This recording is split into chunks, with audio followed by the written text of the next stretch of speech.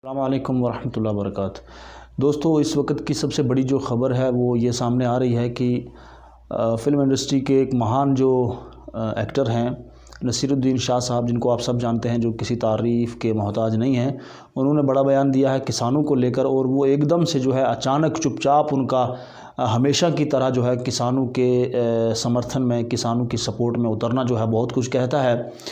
तो उन्होंने जो इंटरव्यू दिया है वो इंटरव्यू मैं आपको सुनाने वाला हूं, और बहुत ही जल्द जो है नासेरुद्दीन शाह साहब मेरे साथ जुड़ेंगे और वो वीडियो मैं आपको दिखाऊंगा। मेरी आप तमाम दोस्तों से ये अपील रहेगी कि आप सब भी इसी तरह अपने जज्बे को, अपनी हिम्मत को दिखाएं, किसानों की सपोर्ट करें।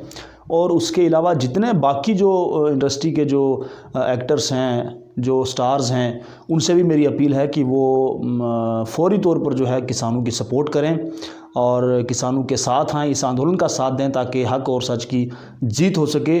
तो ये वीडियो मैं आपको दिखाना चाहता हूँ, इसको आप देखें और आगे दोस्तों के साथ भी शेयर करें। बहुत शुक्रिया, और स्पेशली थैंक्स मैं करना चाहता हूँ नासेरुद्दीन शाह साहब का। वो अपने दुश्मनों का शोर नहीं सुनाई देगा, आपको अपने दोस्तों की खामोशी ज्यादा चुभेगी कि भाई मुझ पर कोई असर नहीं पड़ रहा। ये कहने से काम नहीं चलेगा। अगर किसान कड़कती सर्दी में वहां बैठे हुए हैं तो मुझे कोई फर्क नहीं पड़ रहा, ये हम नहीं कह सकते अब। और मुझे उम्मीद है कि ये किसानों का प्रदर्शन फैलेगा और आम जनता इसमें शामिल होगी। वो होनी ही है। खामोश रहना जो है वो जुल्म करने वाले की तरफदारी करना है, मैं ऐसा मानता हूं। खामोश रहना जुल्म सहना जुल्म करने के बराबर ही है। और हमारे बड़े बड़े जो धनंदर लोग हैं फिल्म इंडस्ट्री के, वो खामोश बैठे हैं इसलिए कि उन्हें लगता है कि बहुत कुछ खो सकते हैं वो। अरे भाई, जब आपने इतना धन कमा लिया कि आपकी साख पुश्तें बैठ के उसको खा सकती हैं, तो कितना खोलोगे आप?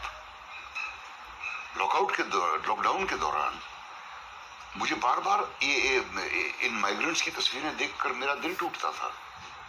इनके ऊपर जो ज्यादतियां हो रही थी पुलिस के हाथों, बहुत हैरत होती थी और बहुत अफसोस होता था देखकर कि ये पुलिस वाले जो इन बेचारों को डंडे मार मार के भगा रहे हैं, ये भी तो उसी तबके के हैं। जरा से हालात के बदलाव से हो सकता है ये ही होते सड़क पे और कोई और इनको डंडे मार रहा होता।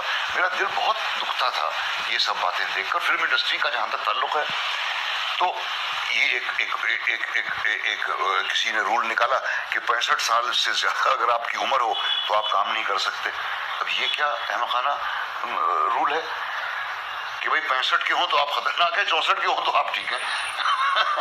और फिर कितने नौजवान लोगों को ये बीमारी पड़ी है। और फिर एक्टिंग का तो पेशा ऐसा है कि बुजुर्गों की तो जरूरत पड़ेगी ही, तो कभी ना कभी बुजुर्ग एक्टरों को तो अकोमोडेट करना ही था उन्हें, जो कि कर दिया।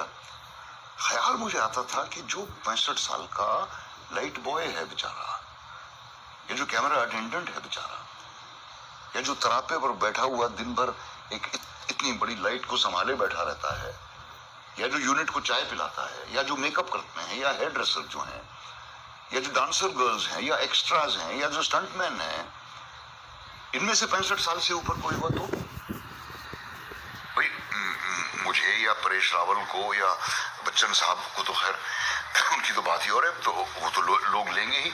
इन लोगों को तो फौरन हकाल दिया जाएगा। ये मुझे बहुत चुभती थी ये बात, और नाइंसाफी लगती थी।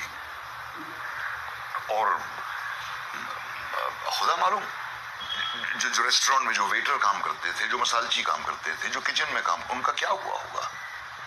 ये बातें ज्यादा चुभती थी। दुआ करता हूं कि इस तबके की मेहनत को, इनके कंट्रीब्यूशन को शायद अब पहचाना जाए। हमने आपके बाल काले से सफेद होते देखा है। आपने बहुत कुछ कहा है, आप भी कुछ है कहने के लिए? कहने के लिए तब तक कुछ न कुछ बाकी रहेगा जब तक दिल में कोई न कोई टीस उठती है।